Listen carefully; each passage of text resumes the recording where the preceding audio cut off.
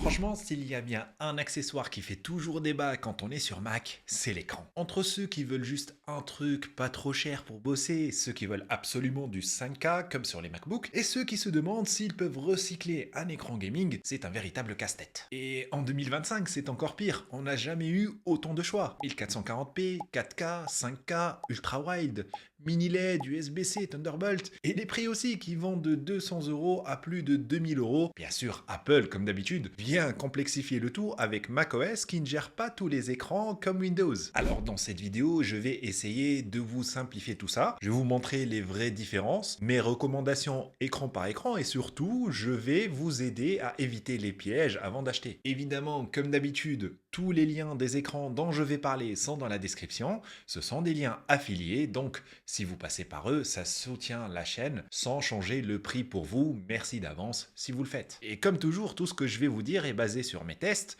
mon expérience et surtout ma galère personnelle pour trouver le bon écran. Alors dans la suite, on va passer en revue les vraies catégories d'écrans adaptés pour un Mac, leurs avantages, leurs galères et surtout comment éviter les mauvaises surprises. Comme par exemple la mauvaise surprise de passer 8 heures par jour devant son Mac sans jamais bouger et de se dire tiens, peut-être qu'un rameur à la maison, ça aurait été pas mal. Et justement, cette vidéo est sponsorisée par WalkingPad qui propose un rameur pliable, ultra compact, parfait pour faire du sport à la maison sans prendre trop de place. Et pour le coup, je suis hyper content de vous en parler parce que j'utilise ce rameur de chez Kingsmith, le WM10, depuis plusieurs semaines, et c'est clairement un produit que j'aurais voulu découvrir plus tôt. Sa vraie force, il se plie en 3 en moins de 15 secondes, sans outils, sans vis, tu le sors, tu le déplies, tu rames, c'est aussi simple que ça. Et franchement, quand t'as pas beaucoup de place chez toi ou que t'as la flemme de sortir une machine énorme à chaque fois, ça change tout. Moi j'ai revendu un Concept 2 à cause de ça, là je peux faire mes séances dans le bureau ou même devant la télé. Et le plus cool, c'est que malgré son côté pliable, la qualité est au rendez-vous. Il est hyper stable, il pèse 30 kg mais se déplace facilement grâce à ses roulettes, et la selle est super confortable même sur des longues sessions. J'ai déjà fait des entraînements d'1h30 dessus sans aucun souci. Et puis le rameur, c'est un sport que je recommande à fond. Pas d'impact sur les articulations, ça bosse le haut, le bas, le cardio, et ça aide même pour la perte du poids, c'est hyper complet. Alors si vous voulez vous y mettre, j'ai mis un lien dans la description avec 150 € de réduction, ce qui fait le rameur à environ 700-750 € au lieu de 900. C'est clairement un excellent rapport qualité-prix, et oui, en plus, ça soutient la chaîne si vous passez par le lien. Donc si vous hésitez à faire du sport à la maison, franchement foncez. Et maintenant, on va commencer par ceux qui veulent juste un bon écran pour bosser sans exploser le budget. Les écrans 1440p, c'est clairement la porte d'entrée recommandée pour Mac aujourd'hui. Pourquoi? Parce que c'est le meilleur compromis entre prix et qualité d'image, surtout si vous voulez rester autour des 200 à 300 €. Un écran 1440p, c'est quoi? C'est une définition correcte, QHD, adaptée à la majorité des usages pro ou perso, des écrans de 27 pouces qui collent bien avec le scaling de macOS, et surtout des modèles qui commencent à intégrer des petits plus bien sympas comme du 75, 100 ou même 144 Hz. Donc si vous utilisez un MacBook Pro avec un écran ProMotion 120 Hz, prenez au moins un écran à 75 ou 100 Hz, sinon le passage du MacBook à l'écran externe va vous paraître un petit peu saccadé. Maintenant, soyons honnêtes, à ce prix, il y a forcément des compromis. Premier compromis, très peu d'USB-C, la plupart sont en HDMI ou en DisplayPort. Si vous voulez le fameux One Cable Setup, alimentation plus vidéo plus hub USB, ça va être compliqué. Deuxième compromis, qualité d'image correcte, mais pas dingue. On est sur du SDR classique avec des couleurs suffisantes pour du web, du texte ou de la bureautique, mais pas forcément pour de la retouche photo ou de la vidéo. Ma recommandation personnelle, et je vous mets le lien en description pour ceux qui veulent, le Dell S2725. Alors, il fait 27 pouces, c'est un écran QHD 1440p, il monte à une fréquence de 100 Hz et il a un design sobre, son RGB façon gamer. Et franchement, pour le prix, c'est dur de faire mieux pour Mac. C'est un écran que j'ai testé, que je recommande souvent et qui évite pas mal de pièges à ce budget. Une fois qu'on a dépassé l'entrée de gamme, on arrive sur ce que j'appelle le sweet spot, les écrans 4K. Là, on rentre dans le cœur du sujet parce que franchement, si vous avez un MacBook Pro, un Mac Studio ou même un Mac Mini, c'est souvent ici que vous allez trouver votre bonheur. Les écrans 4K, c'est le compromis parfait en 2025. une définition bien plus nette que le 1440p, une meilleure compatibilité avec les apps de macOS et surtout un rendu bien plus agréable pour le texte, les interfaces et les visuels. Même si le scaling sur Mac n'est pas toujours parfait, ça reste le meilleur rapport qualité-prix pour bosser sérieusement. Si vous restez sur du 27 pouces en 4K, c'est l'idéal. Pourquoi? Parce que c'est ce qui se rapproche le plus du fameux pixel perfect de macOS avec une densité d'environ 160 à 170 ppi, ce qui donne une image hyper propre sans avoir à bidouiller la mise à l'échelle. Pour les avantages, les prix sont devenus abordables, souvent entre 300 et 600 euros. Vous trouvez facilement de l'USB-C et même parfois du Thunderbolt. La qualité d'affichage est franchement top pour de la bureautique avancée, du dev, du montage léger ou de la photo. Mais par contre, certains écrans 4K restent limités à 60 Hz. La compatibilité macOS n'est pas toujours 100% optimisée, mais pour le coup, c'est très difficile à déceler et peut-être négligeable. Perso, ce que je recommande en 4K, d'après mes tests, c'est de 1 le LG Ultra Fine. C'est un ultra classique, connu de tous, avec de l'USB-C 90 watts, de bonne colorimétrie, une qualité correcte pour du semi-pro. Sinon, chez Dell, on a le U2723 ou le U2725 en version 2025 qui est encore meilleur. Un peu plus cher que le LG, mais franchement solide. Meilleur connectique que le LG, port USB-C, hub USB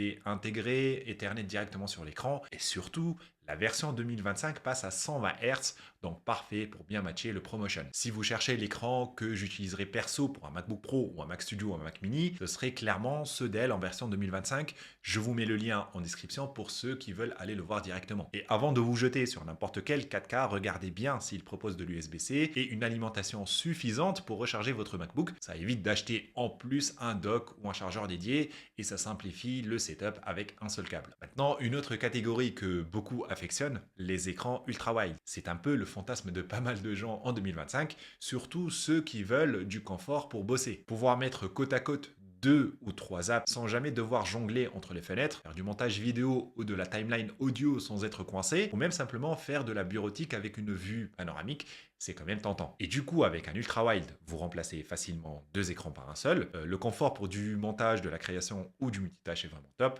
Et macOS gère plutôt bien les ultra-wide, même si ce n'est pas parfait partout. Par contre, il faudra garder à l'esprit qu'en général, on reste sur du 60 Hz en ultra-wide. Les options USB-C sont moins courantes et il y a des applications non optimisées ou les captures d'écran qui peuvent vite devenir un peu galère. Perso, je suis resté longtemps en ultra-wide, 34 pouces puis 38 pouces, mais avec le temps, je suis revenu à un écran plus classique, simplement parce que je n'exploitais pas toute la largeur et que macOS reste plus à l'aise sur un format classique. Mais attention, si vous n'êtes pas dans la création, le développement ou le montage vidéo, ça peut quand même être une super option. Je vous donne quelques références ultra-wide à regarder. Par exemple, le LG 34WP, c'est un écran 34 pouces avec de l'USB-C, avec de la 4K. C'est un écran HDR qui a vraiment un très bon rapport qualité-prix. Sinon, il y a le Dell 38 qui est en 38 pouces, qui a une plus grande surface de travail, un hub USB aussi très complet et donc c'est un ultra-wide idéal pour les setups professionnels. Comme d'habitude, je vous ai mis tous les liens en description, donc n'hésitez pas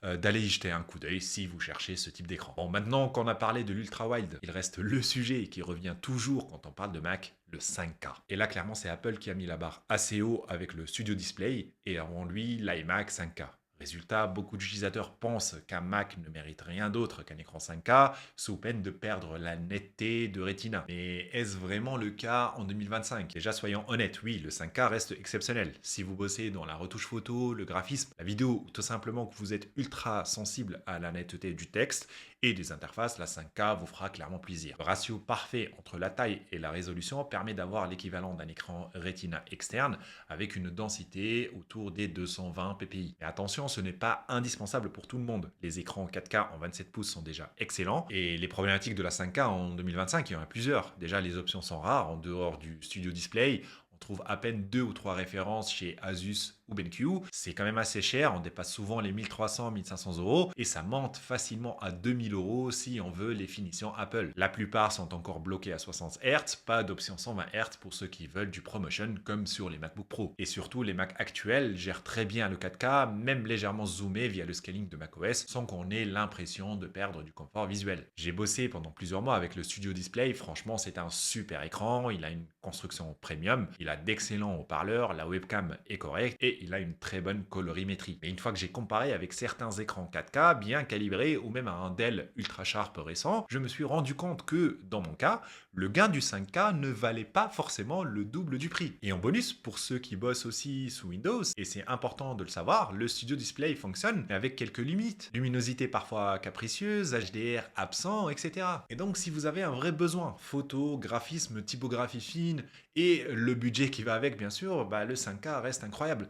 Mais pour la majorité d'entre vous, un bon écran 4K, bien calibré et compatible USB-C, fera largement le job pour 2 fois moins cher. Bon, maintenant que vous avez le panorama, je vais essayer de vous guider concrètement. Vous faites principalement du web, de la bureautique ou du dev, 4K ou même 1440p suffisent. Vous êtes souvent en dual screen, pensez peut-être à changer vers de l'ultra wide, c'est parfois plus simple qu'un second écran. Vous êtes créatif, photo, vidéo, design, visez au moins un bon écran 4K ou 5K si le budget le permet. Vous voulez le combo parfait avec un MacBook Pro, prenez un écran 4K ou 5K avec USB-C ou Thunderbolt et si possible du 120 Hz, là vous serez très bien. Et n'oubliez pas, privilégiez toujours les écrans bien scalés pour macOS, sinon vous risquez de détester votre travail. Je vous ai mis sous la vidéo des écrans pour chaque cas de figure, testez et validé. Voilà, vous savez maintenant comment bien choisir un écran Mac en 2025. Ce n'est pas juste une histoire de specs, c'est surtout une question de confort et de compatibilité avec macOS. Si vous voulez que je fasse un guide encore plus poussé avec des setups Mac, plus écran pour tous les budgets, dites-le moi en commentaire. Abonnez-vous et comme toujours, restez curieux. À plus!